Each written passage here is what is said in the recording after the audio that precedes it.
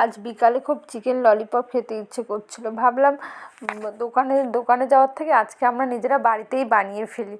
তো আমরা প্রথমে 500 গ্রাম মাংস বাজার থেকে নিয়ে আসলাম এবং এই মাংসটাকে আমরা ভালোভাবে ধুয়ে নিলাম। ধোয়ার পরে আমরা ছোট ছোট করে টুকরো করে নিলাম।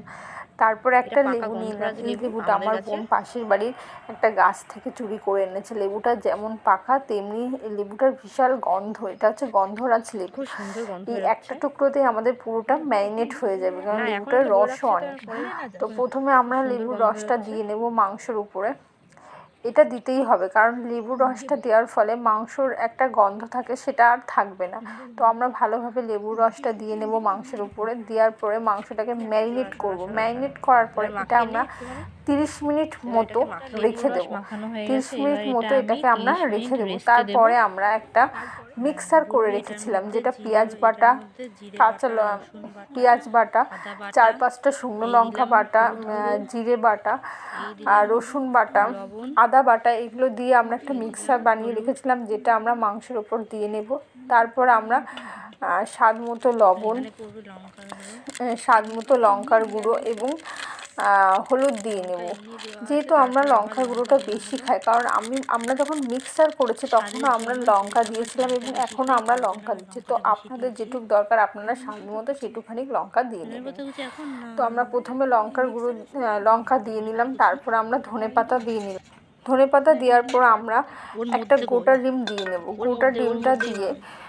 গোটা ডিমটা প্রথমে আমরা ভেঙে নেব। ভেঙে নিয়ে গোটা ডিমটাকে ভেঙে নিয়ে আমরা ম্যারিনেট করে নেব ডিমটাকে।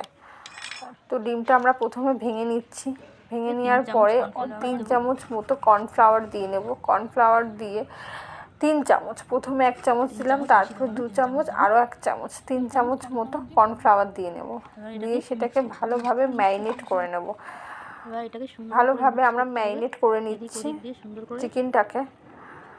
ভালো করে ম্যারিনেট করে এটাকে আমরা আরও 30 মিনিট মতো রেখে দেবো, কারণ ম্যারিনেট হওয়া এই মশলাটা যাতে মাংসের ভিতর ঢোকে, ওই জন্য এটাকে আমরা আরও 30 মিনিট মতো রেখে দেবো।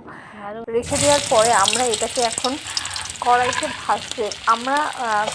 ভাজা শুরু করেছি। প্রথমে আমরা ছোটো ছোটো করে দিচ্ছি যাতে পুরোটা ভাজা হয় এবং অল্প অল্প দিচ্ছি। তো আমরা এখন ভাজছি। আমাদের 1 পিঠ মতো ভাজা হয়ে গেছে। এখন আমরা এটাকে উল্টে দিচ্ছি।